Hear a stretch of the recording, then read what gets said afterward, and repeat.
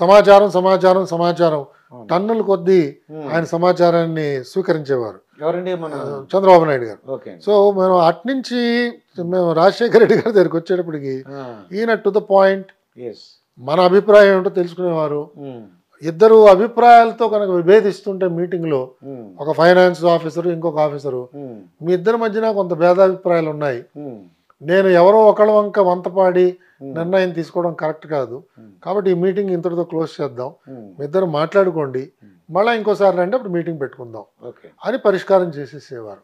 So very practical, time conscious, ఇన్ఫార్మల్గా ఉండేవారు, నవ్వుతూ కూర్చునేవారు, చాలా సూక్ష్మంగా ఆయన గ్రహించేవారు మనం చెప్పిన విషయాలు, దానికి ఉండే పర్యవసనాలను వెంటనే ఆలోచన చేయగలిగేవారు. సో ఆయన ఒక రకమైన శైలితో రాజశేఖర రెడ్డి గారు ఉండేవారు. ఇలా ఒక్కొక్క చంద్రబాబు నాయుడు గారు అండి అదే చెప్పాను. చంద్రబాబు నాయుడు గారు ఎంత సమయం అయినా కూడా దాన్ని చాలా లోతుగా పరిశీలన చేసేవారు. అదే వాళ్ళు మేము టీవీలో చూసామండి, పొద్దున్న మొదలు పెడితే ఈవినింగ్ వరకు లంచ్ అలాగా, తర్వాత ఈవినింగ్ అంటే ఆయనకి ప్రభుత్వ నిర్ణయమే చాలా ప్రధానమైనది. ఆ తీసుకున్న నిర్ణయం తొందరపాటుగా తీసుకున్నారు అనే అభిప్రాయం కలిగించకూడదు. అలాగే ఎవరెవరు దీంట్లో ఈ పనిలో మనకు ఉపయోగపడతారో, ఎవరిని సంప్రదించాలో వాళ్ళందరినీ సంప్రదించాలి, ఎవరిని పక్కన పెట్టడానికి లేదు. ఇలా కొన్ని సూత్రాలు ఆయన మనసులో ఆయన పెట్టుకున్నారు. ఇంకా అలసట అన్నది లేదు. మనిషి ఒకసారి సమావేశంలో కూర్చున్నారంటే ఆయనలో కదలిక ఏమి ఉండదు. ఒక కుర్చీలో ఒకలా కూర్చున్నారంటే ఆ 3 గంటలు 6 గంటలు అదే పోస్చర్లో మీటింగ్ అంతా కూడా ఆయన చేస్తారు. అంత ఓపిక, ఆ విధంగా సమావేశాల్లో ఆయన ఉండేవారు. రాత్రి అయిపోయింది, 12 అయింది, ఆ టైంలో కూడా ఇంకా డీటెయిల్స్ అడుగుతూ ఉంటారు ఆయన. ఏదో ఒక నిర్ణయం తీసేసుకోవచ్చు కదా అనే ధోరణి ఉండదు. అది ఆయన శైలి, ఆ విధంగా చేసేవారు. అలాగే ఇంకా ఏమన్నా ఇంప్రూవ్మెంట్ చేయడానికి స్కోప్ ఉన్నదా, లేదా ఇదేనా, ఇది అంతిమ స్థాయికి మనం చేరామా, ఇంకా ఏమైనా ఇంప్రూవ్ చేయొచ్చా, ఇంకా ఏమన్నా దీంట్లో నగిషీలు చేయొచ్చా, ఇంకా ఏమన్నా కొత్త అంశాలు ఏమన్నా చేర్చచ్చా, అమలు చేసే ముందు ఇంకా ఏమైనా ఆలోచన చేయొచ్చా, వాళ్ళని సంప్రదించచ్చా, వీళ్ళని సంప్రదించచ్చా, ఇలాగ బహుముఖంగా ఆయన ఆలోచన చేసేవాడు. అది ఆయన శైలి. ఇలా ఒక్కొక్కళ్ళది. మా జగన్మోహన్ రెడ్డి గారి పరిస్థితి, జగన్మోహన్ రెడ్డి గారి స్టైల్ ఎలా ఉందంటే ఆయన ఏంటంటే ర్యాపిడ్ ఫైర్ అండి. ఆయన నాకే చెప్పారు ఒకసారి లిఫ్ట్లో ప్రయాణం చేస్తున్నప్పుడు, అన్నా ఇప్పుడు మనం ఇదంతా T20 ఆడుతున్నాం, ఇంత పూర్వంలో లాగా లిమిటెడ్ ఓవర్స్ కాదు, టెస్ట్ మ్యాచ్ అంతకుండా కాదు, ఇది T20 క్రికెట్ మ్యాచ్, ఏ రోజుకి ఆ రోజే మన పర్ఫార్మెన్స్ అని ఒక దృక్పథంతో ఆయన ఉండేవారు. దాంతో ఏదో ఒక నిర్ణయం త్వరగా తీసేసుకోవాలి, అంతేగాని ఈ నిర్ణయం బాగా నలగాలి, నలుగురిని సంప్రదించాలి, అందరినీ తెలుసుకోవాలి, అందరి అభిప్రాయాలు తెలుసుకోవాలి, ఇంకా లోతుగా పోవాలి, ఇతనికి అనుభవం ఉందా, మనకు సలహా ఇస్తున్న వాడికి అనుభవం ఉందా, ఇతని బ్యాక్గ్రౌండ్ ఏమిటి, ఈ బ్యాక్గ్రౌండ్లో ఎవరికి మంచి అనుభవం ఉన్నది వాళ్ళని సంప్రదిద్దామా, ఇలాంటి ఆ దూరపు ఆలోచన నాకు కనిపించలేదండి. ఒక నిర్ణయం తీసుకోవాలి, అది నీకు బాగా తెలుసని నేను భావిస్తున్నాను కాబట్టి నిర్ణయం తీసేసుకోవడమే. కొన్నిసార్లు ఆయన ముందుగానే ఆలోచన చేసేవాడు, మరి ఆ నిర్ణయం మంచిది అని భావించేవాడు, ఆ నిర్ణయాన్ని ప్రకటించేసేవాడు. సపోజ్ మనం దాన్ని ఏమన్నా సవరణ చేయడానికి ప్రయత్నం చేస్తే అది వద్దన్నా అది పక్కన పెట్టేసి అది అయిపోయింది అలాగో, ఇంకేమైనా ఉంటే చెప్పు అనేవారు. సో ఆ విధంగా ఈయన quick decision making, rapid firing లాగా ఉండేది ఈయనతో. అన్ని త్వరగా నిర్ణయాలు చేసేసేయాలి. అంత త్వరగా నిర్ణయం చేసిన తర్వాత అమలు చేసేటప్పుడు సమస్యలు వస్తాయేమో కదా అని మనం చెప్తే ఆ తర్వాత చూద్దాం, అమలు చేసినప్పుడు చూద్దాం అనేవారు. కానీ అందుకే మనం చూస్తున్నాం ఆయన ప్రభుత్వంలో అనేక ఆర్డర్స్ కోర్టు కొట్టేయడం కానీ, స్టే ఆర్డర్స్ ఇవ్వడం కానీ అలాంటివి జరుగుతున్నాయి. అవన్నీ కూడా ఎప్పుడు లేని విధంగా, అవన్నీ కొంచెం మరి ప్రభుత్వానికి అది పరాభవం కింద భావించాలి యాక్చువల్గా. బట్ ఆయన దృష్టి ఇలా ఉంటుంది, ఆయన ఆలోచన అలా ఉంటుంది, అది ఆయన శైలి అండి. అంటే మార్నింగ్ ఎన్ని గంటలు వేస్తారంటారు ఇప్పుడు సీఎం గారు?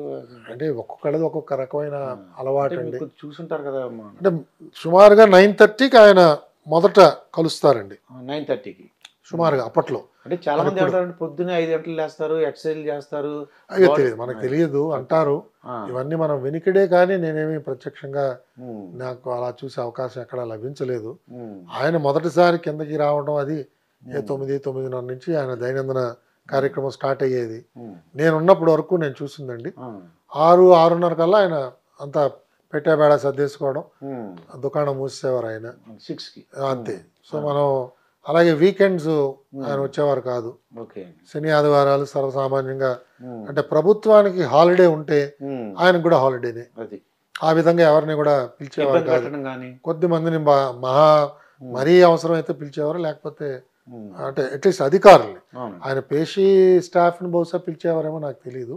బట్ నాలాంటి వాళ్ళు ఎవరిని కూడా పిలిచేవారు కాదు. అది ఆయన శైలి అండి. అయితే ఇప్పుడు రీసెంట్గా చంద్రబాబు నాయుడు గారు అరెస్ట్ అయ్యారండి. అంటే నా ఉద్దేశం ఏంటంటే, చాలామంది జయలలిత, లాలూ ప్రసాద్ యాదవ్, మధు కోడా, అలాగే ఓం ప్రకాష్ చౌతాలా ఫ్రమ్ హర్యానా, వీళ్ళు చీఫ్ మినిస్టర్గా ఉండి అరెస్ట్ అయిన వాళ్ళు అండి. ఇప్పుడు చంద్రబాబు నాయుడు గారి కన్నా ఇప్పుడు అరెస్ట్ అయ్యారు కాబట్టి, ఇటువంటి అరెస్ట్ అయినప్పుడు మీలాంటి ఆఫీసర్లు ఈ తప్పు చేస్తే మనం ఫ్యూచర్లో ఇబ్బంది పడతామండి, వద్దండి అలాగే చెప్పరా సార్ వాళ్ళు? అంటే నా దృష్టిలో అందరూ చెప్తారండి. కొన్నిసార్లు మనం చెప్తున్నా వాళ్ళు గ్రహించకపోవచ్చు, వాళ్ళకి తాత్కాలికంగా ఇది లాభం అని అనిపించవచ్చు, వాళ్ళకి రాజకీయ ప్రయోజనం అందులో ఏమన్నా కనిపించవచ్చు. కొన్నిసార్లు సలహా చెప్పేవాళ్ళు గట్టిగా చెప్పలేదేమో అని ఒక అనుమానం కూడా మనకు రావచ్చు. ఇలాంటి అనేక అవకాశాలు ఉన్నాయండి. ఎందుకంటే అక్కడ ఉన్న అధికారులందరూ అనుభవంతో ఉన్న వాళ్ళే ఉంటారు. కనీసం 20 సంవత్సరాలు 30 సంవత్సరాలు సర్వీస్లో ఉన్నవాళ్లే ఉంటారు అధికారుల కింద. అలాగే ఆయనతో ఉన్న మంత్రులకు కూడా అపారమైన అనుభవం ఉంటుంది, సలహాదారులు కూడా అనుభవం ఉన్నవాళ్లే ఉంటారు. కాబట్టి వీళ్ళందరూ కూడా జాగ్రత్తగా ఇవన్నీ బేరీజ్ వేసి ఆయనకి సలహా ఇచ్చే ఉంటారని నేను భావిస్తున్నాను. కానీ ఈయన చంద్రబాబు నాయుడు గారు ఇప్పుడు జైల్లోకి వెళ్ళారంటారు, రాజమండ్రి జైల్లోకి వెళ్ళారు. అంటే ఇది కక్ష పూర్తి చర్య అంటారా, లేదంటే నిజంగా తప్పు చేసుకుంటారంటారా? అంటే మనకి ఇంకా వివరాలు ఏమీ రాలేదండి బయటికి. ఇవాళ ఇంతవరకు మనకు తెలిసిన వివరాలు చాలా పాక్షికంగా ఉన్నాయి. అంటే సంజయ్ అని ఏపీ సిఐడి చీఫ్ ఏం చెప్తారంటే 16 చోట్ల సంతకం పెట్టేశారు. ఇప్పుడు సంతకాలు పెట్టవలసిన అవసరం ఉంది, ముఖ్యమంత్రి కార్యదర్శులు మంత్రులు పెట్టవలసిన అవసరం ఉంది. సంతకం పెట్టాడు కదా అని చెప్పి మనం నిందితుడి కింద మార్చడం అది సబబుగా లేదు. మనం ఇంకా లోతుగా చూడాలి. ఒకటి. రెండు, అసలు ఇన్వెస్టిగేటింగ్ ఏజెన్సీస్ యొక్క పరిధి ఏమిటి, ఎంతవరకు వీళ్ళు ఇన్వెస్టిగేట్ చేయొచ్చు? ఎందుకంటే ఈ నిర్ణయాలన్నీ కూడా ఆయన ఒక ముఖ్యమంత్రిగా నిర్ణయం తీసుకున్నాడు. అంటే ఒక ముఖ్యమంత్రి తీసుకున్న నిర్ణయాన్ని ఆయన కింద పనిచేసే సిబ్బంది ఎలా ఇన్వెస్టిగేట్ చేస్తారు? ఇది విరుద్ధంగా కనిపిస్తోంది. మన రాజ్యాంగంలో ఉన్న ఏర్పాటు ఏమిటంటే ఒక ఎగ్జిక్యూటివ్, ఒక లెజిస్లేచరు, ఒక జ్యుడిషియరీ. దీన్ని సెపరేషన్ ఆఫ్ పవర్స్ అని అంటాం మనం. సో ఒక ముఖ్యమంత్రి గారు తీసుకున్న నిర్ణయం లేదా ఒక ప్రభుత్వ నిర్ణయం అది రాజ్యాంగబద్ధంగా ఉన్నదా లేదా అన్నది ఒక కోర్టు నిర్ణయం చేస్తుంది. అంతేగాని ఒక పోలీస్ ఆఫీసరు, అది ఏ డిపార్ట్మెంట్ అయినా కూడా ఆయన స్వతహాగా ఆయన ఒక పోలీస్ ఆఫీసర్, ఆయన సిఆర్పిసి ప్రకారం ఇన్వెస్టిగేట్ చేస్తున్నాడు, ఆయన ఐపీసీ ప్రకారంగా ఇన్వెస్టిగేట్ చేస్తున్నాడు. ఐపీసీలో ఉన్న నేరాల్ని రుజువు చేయడానికో ఉన్నాయో లేదో చూడటానికో పరిశీలన చేస్తున్నాడు. సో ఈయన కింద పనిచేస్తున్న శాఖాధిపతులు ఈయన ఎలా ప్రశ్నిస్తారు? కాబట్టి ఇది రెండు రకాలుగా చూడాలండి. ఒకటి, వీరు తీసుకున్న నిర్ణయాలు లోపభూయిష్టంగా ఉన్నాయంటే న్యాయస్థానాలు చూడాలి. చూసి ఈయన తీసుకున్న నిర్ణయం రాజ్యాంగబద్ధంగా లేదు, రాజ్యాంగంలో పొందుపరిచిన అంశాలకి ఉల్లంఘన జరుగుతున్నది, రైట్ టు ఈక్వాలిటీ వైలేట్ అయింది, లేదా ఇంకోటి ఏదో వైలేట్ అయింది, రైట్ టు ప్రాపర్టీ వైలేట్ అయింది, ఏదో ఒక రాజ్యాంగ అధికరణ ఈయన తీసుకున్న నిర్ణయం వల్ల ఉల్లంఘింపబడింది అని నిరూపణ కావాలి. అది హైకోర్టు చేస్తుందండి. అంతేగాని మున్సిఫ్ కోర్టు లేదా డిస్ట్రిక్ట్ కోర్టు, జిల్లా కోర్టు, ఏసీబీ కోర్టు కాదు. ఒకటి. రెండు, ఇది నేరపూరితమైన చర్య అని చెప్పే ముందు ఈ పథకం ఏదైతే లాంచ్ అయిందో, స్కిల్ డెవలప్మెంట్ ప్రోగ్రామ్, ఏ ప్రోగ్రామ్ అయినా అది క్షేత్రస్థాయిలో ఎలాంటి లోపాలు కనిపించాయి, దానికి ఎలాంటి సాక్ష్యాధారాలు ఉన్నాయి, ఆ సాక్ష్యాధారాలు నిందించే అధికారులు ఎవరు, వాళ్ళు నిజంగా దొరికారా, వాళ్ళు దొరికినప్పుడు వాళ్ళ దగ్గర నుంచి ప్రారంభమైన ఈ ధనం ఇది ఈయన జేబులోకి వెళ్ళిందా, ఈయన అకౌంట్లోకి వెళ్ళిందా, ఇది మనం ప్రూవ్ చేయాలి. దీని మీద అనుమానం ఉండొచ్చు కానీ ప్రూవ్ చేయాలి.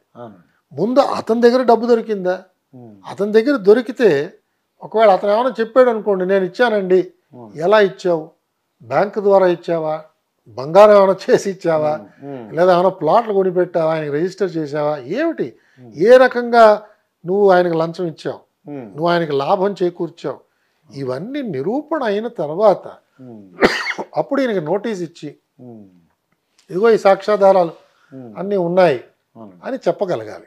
అది అక్కడ జరిగినట్టుగా లేదు కదా. లేదండి, నోటీస్ అది ఇచ్చినట్టు. అయితే సుమారుగా ఆయన ఒక 40 సంవత్సరాలు ఈ రాజకీయ జీవితం ఉన్నారండి చంద్రబాబు నాయుడు. అవునండి, అవును. అటువంటిది ఆయన జైలుకి వెళ్ళారు, ఒక సామాన్యుడిలాగా జైలుకి వెళ్ళారు. ఇప్పుడు దీనివల్ల ఏంటంటే కొద్దిగా మంది బాధపడుతున్నారండి.